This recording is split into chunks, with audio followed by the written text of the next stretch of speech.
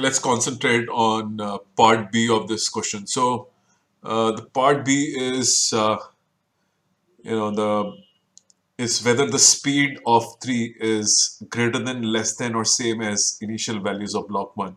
So you can see the block 1 was at 4 meter per second and block 3 is at 16 by 9 meter per second. You can see the last line.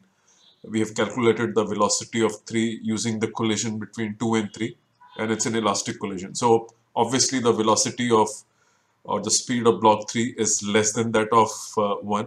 C part is a kinetic energy.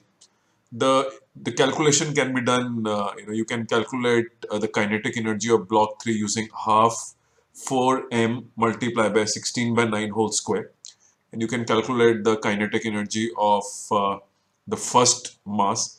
But if you don't want to do a calculation, you can still figure it out that the velocity of the mass 3 is even less than half the velocity of the